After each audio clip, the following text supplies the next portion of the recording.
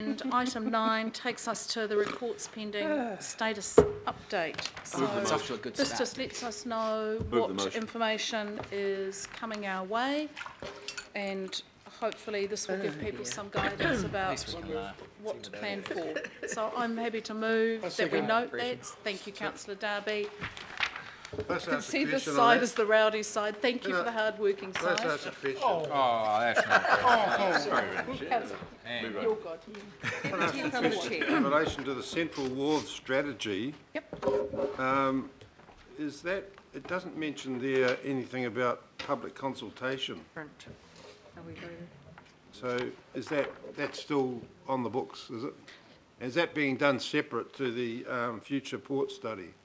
Oh, so this, we haven't, so there are no staff here to talk to that item. This just says that this is actually coming back to us, so it just lets people know what's working through the system. But, you know, we can't ask any details. So when's it coming back to us? It's in light of the future. Right. Oh, all right. So I guess you can say it's a major community consultation when we start our year-long community-run port future plan workshop work program. Anything else on that? Okay.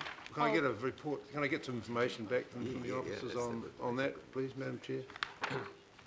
On the wards? I want to know what is the correlation between the Central Wharves strategy and the future port study, and will the Central Wharves strategy, is it still, it was said that it would be up for public consultation, going to be a full-blown consultation? Councillor, we can't go into that now, because the reason why we've got this, and again, you know, this is a bit of getting used to, this just simply tells us what is being worked through the process.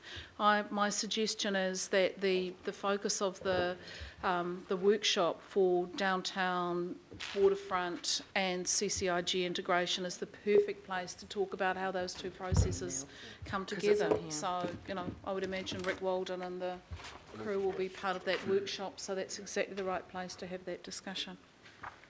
Okay, so memos, and if need be, you know, we've started a new process of, if there isn't actually a report and a decision that's needed, is having the memos and briefings attached to our reports. We can actually give people a bit of an update on just where that's at anyway, if needed, but I don't think we need a whole report. So we've got the memos. Someone happy to move that we receive that information? Councillor Darby, seconded Councillor Cooper. All those in favour, please say aye. Against? Carried. So we now move on to plan change 28 to be made operative. Madam Chair, I'm happy to move that in light of my absence we'll do Councillor Penrose and Darby. I'm happy to move that, Madam Chair, in absence of my good Southern Councillor, Councillor Bill Cashmore, who we know is overseas, would you like me to make a quick comment, Madam Chair? Yeah. Quick comment being that this has gone through a robust process, ticked all the boxes, and it's straightforward, Madam Chair. So, in light of that, happy to move it. Great, thank you very much. I'll put that. All those in favour, please say aye. Aye. Against? Carried. So then we get to item 12. Not too sure who's... Anne, are you talking to this one? Welcome. Anne Chen.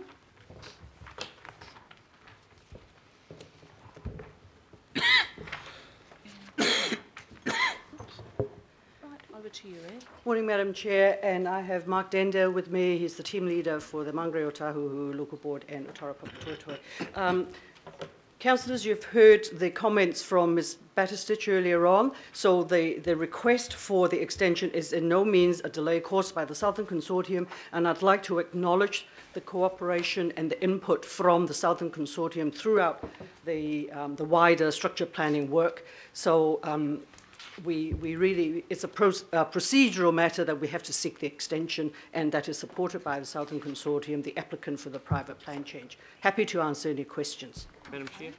Councillor Penrose? Yeah, thank you, Madam Chair. In light of that, and also in light of the previous presentation, and been one at the thick end of this over the last number of years, thank you, Anne.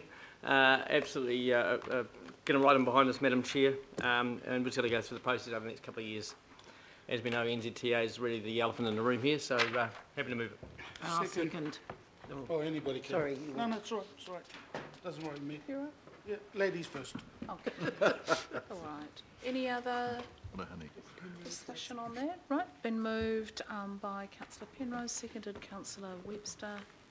I'll put that. All those in favour, please say aye. Aye. Against? Carried. Thank you very much. Thank you, Anna Mark. Goodness, we'll be home for lunch. Right, so we get then on to item 13, and welcome Zhao and Megan.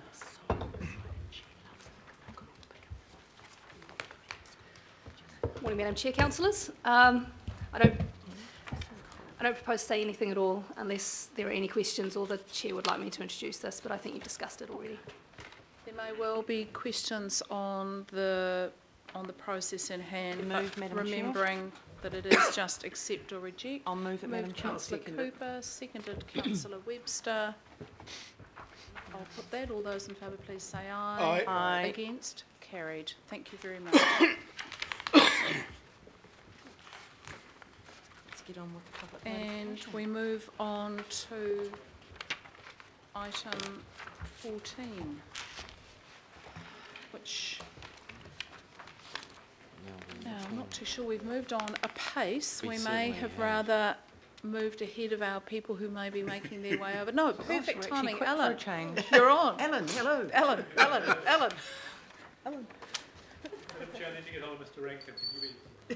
Shall we? We absolutely will. I'm a little bit They're surprised shocked we've at how got there this swiftness quickly. for a change, Perhaps we Madam can just Chair. take a 2-minute adjournment, councillors, and grab a coffee while we wait for Mr.